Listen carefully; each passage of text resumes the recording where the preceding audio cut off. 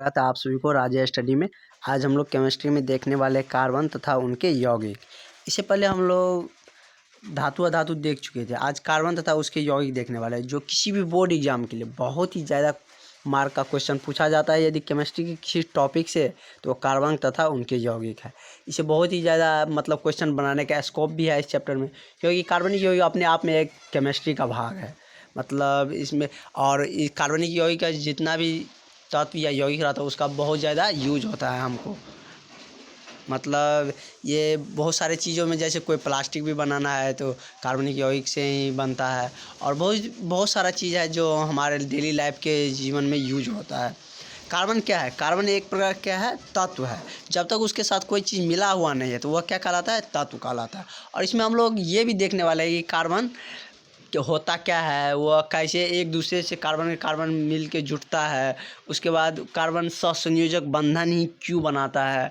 उसके बाद इसमें मतलब मीथ से मीथेन कैसे बनता है, मिथाइन कैसे बनता है, कार्बन का अप्रूप क्या क्या होता है। ये सारी चीज़ें इस वीडियो में हम देखने वाले हैं।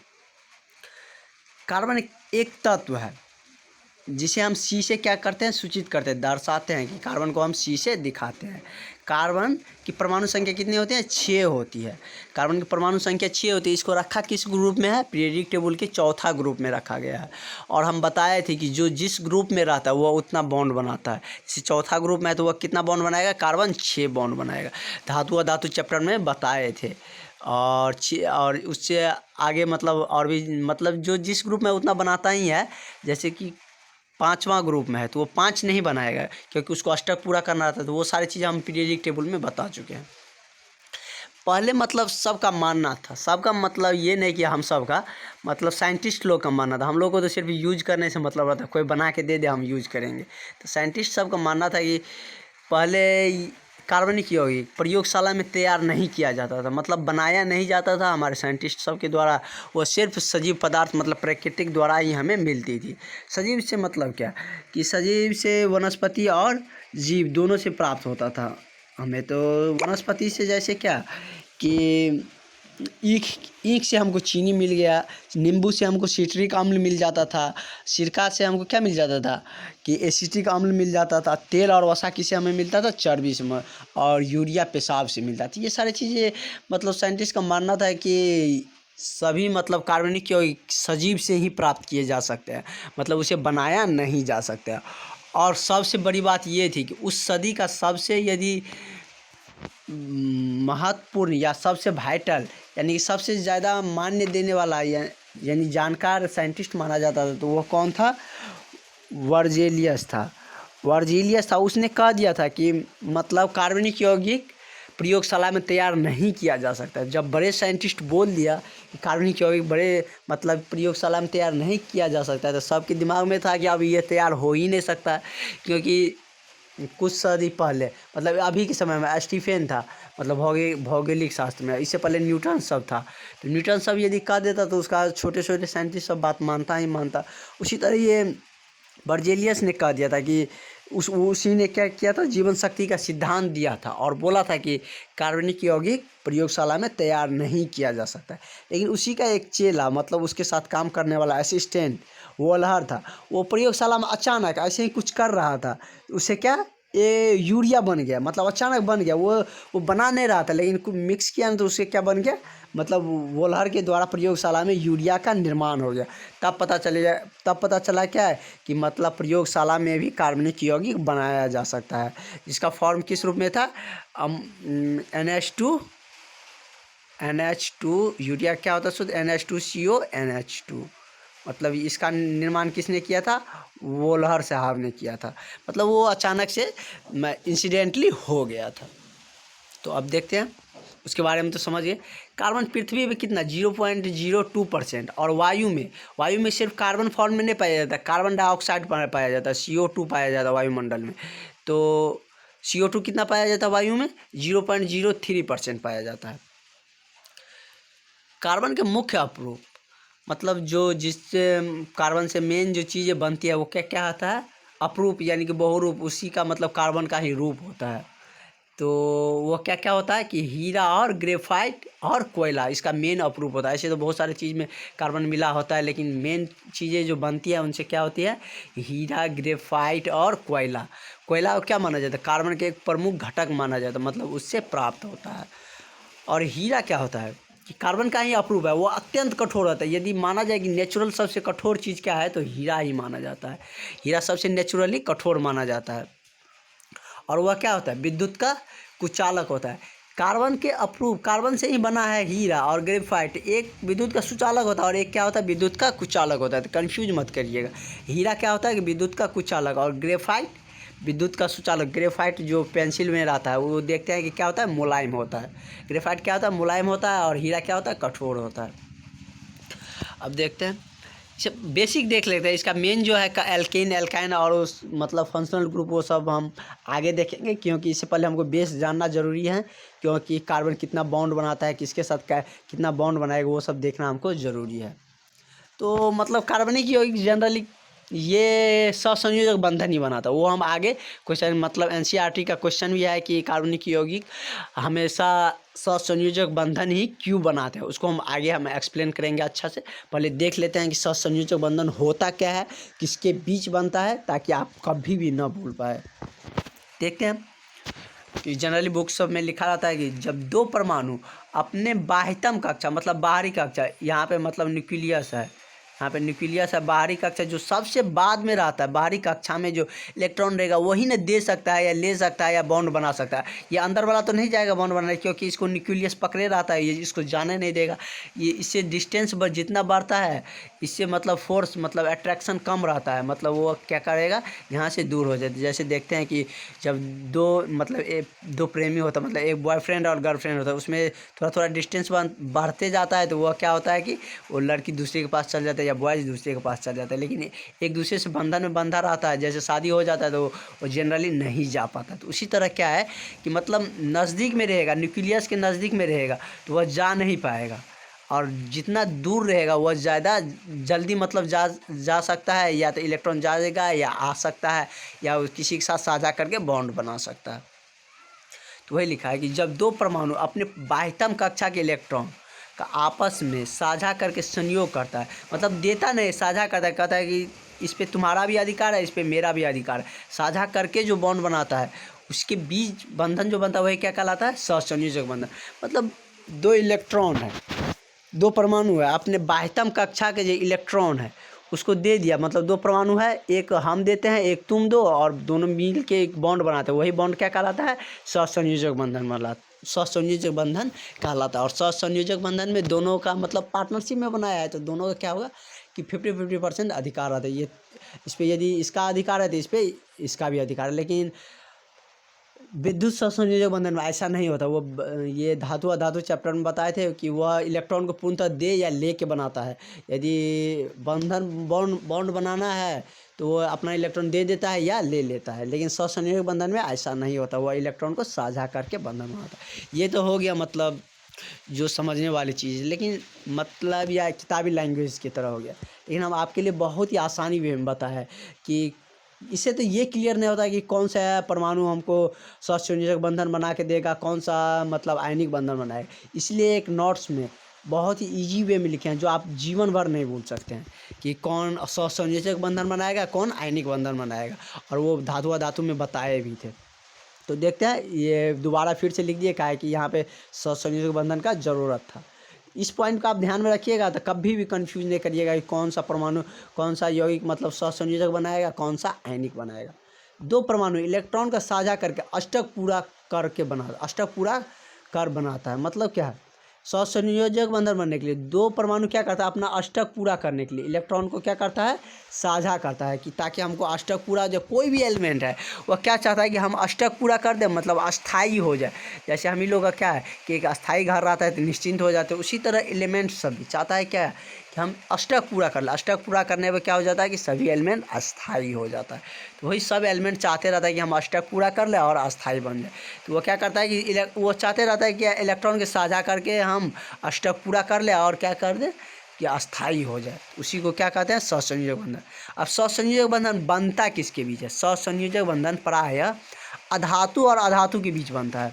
अब क्लियर हो रहा है बातें कि यदि दो अधातु है तो उसके बीच हमेशा क्या बनेगा, सहसंयोजक बंधन बनेगा।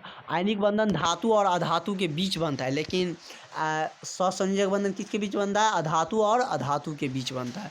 और आयनिक बंधन धातु अधातु के बीच बनता है, और सहसंयोजक बंधन दो अधातु रहता है तो कौन सा बंधन बनाएगा, सहसंयोजक बंधन बनाता है। यदि धातु अधातु क्लियर नहीं हो रहा है तो पीरियोडिक टेबल और धातु अधातु वाला जो हम लेक्चर बताए हैं, वीडियो बताए, उसको देख लीजिए। आपको बहुत ही आसानी वे में बताए हैं, आपको बहुत ही इजी वे में समझ में आ जाएगा, क्योंकि उसमें पीरियोडिक टेबल से किए मतलब क्लियर किए थे कि पी ब्लॉक के कुछ ऊपर वाला एलिमेंट ही क्या होता है, अधातु होता है। जैसे कार्बन सब हो गया, ऑक्सीजन, नाइट्रोजन, फ्लोरीन सब हो गया, ये सब ही अधातु होता है। बाद में कि एस ग्रुप, डी ग्रुप, ये सब का क्या होता है, मतलब धातु होता है। देखते हैं हाइड्रोजन क्या है, हाइड्रोजन भी क्या होता है, अधातु। हाइड्रोजन दो अधातु है, यह सहसंयोजक बंधन बनाएगा। और हाइड्रोजन कौन, पहला ग्रुप में है, इसके पास एक इलेक्ट्रॉन है, मतलब एक कैपेसिटी है बॉन्ड बनाने की। एक ये अपना इलेक्ट्रॉन देगा, ये अपना दिया है। इसको गहरा करके इसलिए दिखाता है कि इस पे जितना इस हाइड्रोजन का अधिकार है इस बॉन्ड पे, उतना ही इस हाइड्रोजन का भी इस बॉन्ड पे अधिकार है।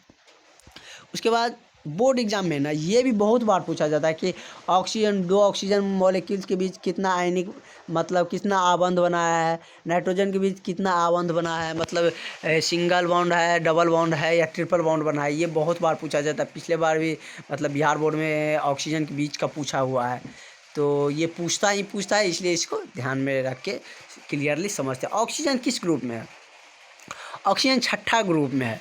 छठा ग्रुप में है तो उसके पास बॉन्ड बनाने के कितना 6 गो इलेक्ट्रॉन है बारहवीं कक्षा में, तो वो 6 गो इलेक्ट्रॉन मतलब 6 गो बॉन्ड बनाने की कैपेसिटी है, मतलब क्षमता है ऑक्सीजन के पास। 6 गो इलेक्ट्रॉन है, लेकिन 6 गो बॉन्ड वो बनाएगा नहीं, क्योंकि उसको अष्टक पूरा करना है। तो अष्टक पूरा करने के लिए 6 गो उसके पास ऑलरेडी है। यदि 2 ही बॉन्ड बना लिया तो उसके पास 2 इलेक्ट्रॉन आ गया, 2 आ गया तो उसको अष्टक पूरा हो जाएगा। तो क्योंकि 8 से ज़्यादा बनाना चाहेगा भी नहीं कोई, तो क्या करता है ये ऑक्सीजन अपना 2 इलेक्ट्रॉन लगा देता है। इधर से भी 1 इलेक्ट्रॉन ये लगाया, इधर से अपना 1 ये लगाया, दोनों अपना 1 2 इलेक्ट्रॉन लगा के डबल बॉन्ड बन गया। और इसके पास 2 4 और 2 गो बॉन्ड में लगा दिया, तो देखो 2 4, अब इस पे इसका भी अधिकार हो गया, 4 2 6, एक बॉन्ड में कितना इलेक्ट्रॉन, 2 इलेक्ट्रॉन, 6 2 8, इसका भी देखो 2 4 6 और 2 8, अष्टक पूरा हो गया। तो मतलब क्या, ऑक्सीजन के 2 मॉलिक्यूल्स के पास कितने आबंध बनता है, 2 आबंध बनता है। उसी तरह नाइट्रोजन N2, नाइट्रोजन कितना है, नाइट्रोजन 5वां ग्रुप में है, तो वह कितना बॉन्ड बना सकता है, 5 बॉन्ड बना सकता है। बाहरी कक्षा में 5 गो इलेक्ट्रॉन को दिखाए भी है, लेकिन वो 5 गो बॉन्ड बनाएगा नहीं, ऑलरेडी इसके पास 5 बॉन्ड है। तो ये कितना बनाना चाहेगा, अष्टक पूरा करना है तो वो 3 और बनाना चाहे, तो ये कितना बॉन्ड बनाएगा, 3 बॉन्ड बनाएगा। 3 बॉन्ड बना लिया तो इस तीनों बॉन्ड पे इस नाइट्रोजन का भी अधिकार, इसका भी अधिकार। तो 1 2 3 गो बॉन्ड है, तो मतलब क्या 6 गो इलेक्ट्रॉन है, 2 8 को, इसका भी पूरा हो गया, इसका भी 2 इधर है 6 इधर, तो 8, मतलब दोनों नाइट्रोजन का क्या अष्टक भी पूरा हो गया और बॉन्ड भी बन गया। और इसी बंधन को क्या कहते हैं, सहसंयोजक बंधन। मतलब क्या है, 1 इलेक्ट्रॉन ये अपना दिया है, 1 अपना दिया है, साझा करके बनाया है, कहा है इस पर तुम्हारा भी अधिकार है और मेरा भी अधिकार है। इसी को क्या कहा जाता है, सहसंयोजक बंधन। और नाइट्रोजन के 2 मॉलिक्यूल्स के बीच कितना आबंध बना, 3 आबंध बना। अब देखते हैं NH3 के बीच कितना बॉन्ड बनेगा। मतलब नाइट्रोजन तो हम समझ गए कि 5 गो बंधन है, मतलब नाइट्रोजन 5 गो बंधन बना सकता है, लेकिन देखते हैं इसमें कि 5 को बना सकते, लेकिन 5 बनाएगा नहीं। हाइड्रोजन कितना है, 3 गो है, तो 3 गो हाइड्रोजन के तीनों तरफ दिखा देते हैं। हाइड्रोजन के पास कितना है, 1 इलेक्ट्रॉन है, 1 1 दिया है, नाइट्रोजन भी अपना अपना 1 1 दे दिया, 3 गो इलेक्ट्रॉन नाइट्रोजन भी दे दिया, 3 गो बॉन्ड ही वो बनाएगा, 5वां ग्रुप में है, उसके पास 5 इलेक्ट्रॉन बनाने 5 बॉन्ड बनाने की कैपेसिटी है, लेकिन वो बनाएगा नहीं, क्योंकि उसको 8 ही चाहिए अष्टक पूरा करने की। 5 ऑलरेडी है ही है, तो वो 3 ही अपना बॉन्ड बनाने में लगाएगा। फिजूल का खर्च क्यों का है, कोई क्यों करेगा। इसीलिए मतलब हाइड्रोजन में क्या हो जाएगा, डुप्लेट पूरा हो जाता है। हाइड्रोजन डुप्लेट पूरा करके ही अष्टक पूरा कर लेता है। तो देख सकते हैं हम, तीनों हाइड्रोजन भी स्टेबल हो रहा है और नाइट्रोजन भी स्टेबल हो रहा है। अब क्लियर हो रहा है कि कौन कितना बॉन्ड बना रहा है, मतलब नाइट्रोजन 3 ही बॉन्ड क्यों बना रहा है, ऑक्सीजन 2 बॉन्ड ही क्यों बना रहा है। उसी तरह कार्बन पे चलेंगे, आपको बताए थे कि बहुत ही इजी वे में समझने वाले थे, धीरे धीरे सब क्लियर होने वाला। CO2 कार्बन डाइऑक्साइड हम बहुत बार देखते हैं, केमिस्ट्री का स्टार्टिंग टॉपिक में भी है, लेकिन ये समझ में नहीं आता है कि कार्बन मतलब ऑक्सीजन के साथ डबल बॉन्ड ही क्यों बनाया है। तो यहाँ पर हम क्लियरली समझने वाले हैं। कार्बन किस ग्रुप में है? कार्बन चौथा ग्रुप में है, तो उसके पास कितने बॉन्ड बनाने की कैपेसिटी है? 4 है, और वो चारों बॉन्ड बनाएगा, क्योंकि चारे इलेक्ट्रॉन उसके पास है बाहरी कक्षा में, और 4 लगाएगा तब न उसके 4 और आएगा तो अष्टक पूरा होगा। ये अपना चारों इलेक्ट्रॉन लगा सकता है, मतलब, और ये 4 से ज़्यादा बॉन्ड बना भी नहीं सकता है, और उससे कम बनाएगा तो ये स्टेबल भी नहीं होगा। इसीलिए कार्बन क्या होता है कि 4 हमेशा 4 बॉन्ड बनाता है। आप देखते होंगे कि हमेशा कार्बन क्या, कार्बन के साथ 4 गो हाइड्रोजन या 4 गो बॉन्ड, तीनों तरफ से कार्बन या एक तरफ से हाइड्रोजन जुड़ा रहता है, या बहुत सारे चीज़ें, बहुत तरह से बॉन्ड बन सकता है कार्बन के साथ, तो वो आगे हम लोग देखने वाले हैं। तो ये तो क्लियर हो गया, कार्बन 4 बॉन्ड ही बनाता है। और ऑक्सीजन का भी क्लियर हो गया, ऑक्सीजन कितना बॉन्ड बनाता है? 2 बॉन्ड बनाता है, क्योंकि ऑलरेडी बता चुके हैं छठा ग्रुप में है तो 2 बॉन्ड बनाएगा। 2 कार्बन ऑक्सीजन है। जो कम होता है ना, जैसे CO2 है, तो जिसकी संख्या कम है उसको सेंटर में लिखते हैं। जैसे कार्बन की संख्या कम है, इसको सेंटर में लिखेंगे और दोनों तरफ ऑक्सीजन को लिखेंगे। तो देखते हैं, कार्बन 2 गो बॉन्ड इधर बना लेगा, 2 गो इधर बनाएगा, 4 गो बॉन्ड बनाएगा, मतलब 4 इलेक्ट्रॉन अपना देगा, 4 इलेक्ट्रॉन बॉन्ड बनाने में लगाएगा, और ये भी अपना 2 लगाएगा, ये कार्बन भी अपना 2 लगाएगा, मतलब क्या, 2 बॉन्ड इधर बनाएगा कार्बन, 2 बॉन्ड इधर बनाएगा। तो देखिए, इसमें भी 2 इलेक्ट्रॉन आ गया, इस बॉन्ड में भी 2, इसमें भी 2, इसमें भी 2, तो 4 गो बॉन्ड बनाते कितना, कार्बन का 8 गो इलेक्ट्रॉन पुर गया, कार्बन का भी 8 इलेक्ट्रॉन पुर गया, इस ऑक्सीजन को भी 8 पुर गया, इसका भी 8 पुर गया, मतलब तीनों क्या हुए, अष्टक पूरा हो गया। और अष्टक पूरा होता है तभी कोई यौगिक मतलब उस बॉन्ड में मतलब स्टेबल हो पाता है और ब्रह्मांड में एग्जिस्ट कर पाता है। नेक्स्ट हम लोग देखने वाले क्लोरीन, Cl2। क्लोरीन किस ग्रुप में? 7वां ग्रुप में है। उसके पास 7 बॉन्ड बनाने की कैपेसिटी है, लेकिन 7 बनाएगा नहीं, क्योंकि उसको एक ही बना के वह पूरा कर लेगा, मतलब 7 इसके पास है, ये है, एक बना लेगा तो क्या, अष्टक पूरा हो जाएगा। हो गया, दिखा भी दिया बॉन्ड में, इलेक्ट्रॉनिक विन्यास से भी, मतलब इलेक्ट्रॉन डॉट से भी दिखा दिए हैं। उसके बाद CH4 को देख लेते हैं, एक टेलर देख लेता है, इसके आगे तक कार्बन का ही पूरा पढ़ना है, कार्बन की जितना पढ़ सकिए, और आगे जाके 12th में तो आपको एक इस पर केमिस्ट्री मिलेगा, कार्बनिक यौगिक, इनऑर्गेनिक केमिस्ट्री जिसे कहते हैं। उसमें कार्बन हाइड्रोजन के अलावा कुछ एक बिना कार्बन का कोई भी यौगिक मिलेगा ही नहीं आपको। देखते हैं CH4 का, ये तो पता चल गया कि कार्बन कितना बॉन्ड बनाएगा, 4 बॉन्ड बनाएगा, 4 गो हाइड्रोजन है, तो 4 गो हाइड्रोजन को हम दिखा दिए, मतलब 4 गो हाइड्रोजन दिखा दिए, चारों हाइड्रोजन दिखा हुआ है, तो एक एक इलेक्ट्रॉन कार्बन अपना चारों तरफ चारों इलेक्ट्रॉन को दे दिया, तो हाइड्रोजन भी अपना एक एक दिया, और क्या किया, बॉन्ड बना लिया। तो कार्बन का भी स्टेबल पूरा हो गया 8 गो, और हाइड्रोजन भी सब क्या किया, डॉपलेट पूरा कर लिया। इस तरह क्या हो गया कि देख लिया इस तरह कि हम कैसे बॉन्ड बनता है। मेनली 2-3 इसमें मतलब देखने वाले, ये तो समझ में आ गया, अब याद करने का कोई ज़रूरत नहीं। एग्जाम में यदि पूछा जाएगा कि ऑक्सीजन के 2 आवन के बीच कितना, मतलब 2 मॉलिक्यूल्स के बीच कितना आबंध बनता है, वो लिख देंगे। नाइट्रोजन के 2 मॉलिक्यूल्स के बीच कितना आबंध बनता है, ये भी हम लिख देंगे। उसके बाद CO2 के बीच कितना आबंध बनता है, ये भी हम लिख देंगे। इसमें अब कोई दिक्कत नहीं है, बहुत ही आसानी वे में आपको बता दिए। अब हम देखने वाले हैं कि कार्बन परमाणु आपस में संयोग करें, मतलब कार्बन में ना एक तरह का गुण पाया जाता है, सब में अपना अपना गुण होता है, उसी तरह कार्बन में एक गुण पाया जाता है कि वह श्रृंखला बना सकता है, मतलब एक कार्बन दूसरे कार्बन को भी जोड़ सकता है, वो दूसरे को जोड़ेगा, वो तीसरे को जोड़ेगा, ऐसे करते करते बड़ा लाइन बना सकता है, मतलब बड़ा चेन बना सकता है। दिखा दिए हैं कि कार्बन, यही पॉइंट लिखे हैं, मतलब बहुत ही अच्छा पॉइंट है कि कार्बन के परमाणु आपस में संयोग करके श्रृंखला चेन बनाने की प्रवृत्ति रखता है, मतलब आपस में संयोग करके मतलब लंबा चेन बना सकता है, एक दूसरे कार्बन को जोड़ सकता है। बारिश हो रहा है इसलिए थोड़ा साउंड फ्लैक्चुएट हो रहा होगा, इसके लिए सॉरी। तो क्या होता है कि कार्बन एक दूसरे के साथ बॉन्ड बना के मतलब उसमें क्या कर सकता है, वो चेन बना सकता है।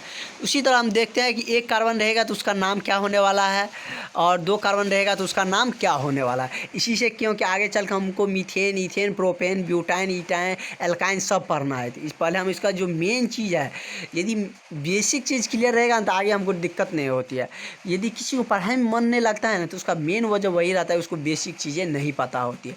यदि बेसिक पता रहेगा तो आप कोई भी मतलब इंजीनियरिंग का भी कोई टॉपिक देगा ना, यदि बेसिक से वो बताएगा ना, तो आप उससे भी इंटरेस्टेड होकर पढ़िएगा। यदि आपको बेसिक, यदि आप इससे पहले भी नहीं पढ़े, यदि ये टॉपिक हमसे पढ़िएगा, आपको बेसिक से बताएंगे तो आपको मतलब कोई भी बोरिंग नहीं लगेगा, बहुत ही ईजी वे में आप समझ जाइएगा। देखते हैं, यदि कार्बन का एक मॉलिक्यूल है, मतलब एक कार्बन की संख्या, तो उसे हम क्या बोलते हैं, मिथ बोल देते हैं। कार्बन का 2 संख्या है तो उसकी क्या बोलते हैं, ईथ बोलते हैं। यही आगे चल के इसमें जुड़ता है तो क्या मीथेन बनता है, और ईथ क्या बनता है, ईथेन बनता है। तो यदि कार्बन की संख्या 3 हो तो उसे हम क्या कहते हैं? प्रोप कहते हैं। कार्बन की संख्या यदि 3 हो तो वह क्या कहलाता है? प्रोप। यदि कार्बन की संख्या 4 हो तो ब्यूट। ये इस वीडियो में इसलिए दिखा दिया कि आगे आप लोग इसे अच्छा से याद कर लीजिएगा, ताकि हम नेक्स्ट वीडियो में इसका अगला मीथेन ईथेन सब आसानी से बता सके आपको। और 6 कार्बन का रहेगा तो उसे हम हेक्स कहेंगे, 7 का रहेगा तो हेप्ट कहेंगे, 8 का रहेगा तो ऑक्ट कहेंगे, 9 का रहेगा तो नॉन कहेंगे, और 10 का रहेगा तो डेक कहते हैं।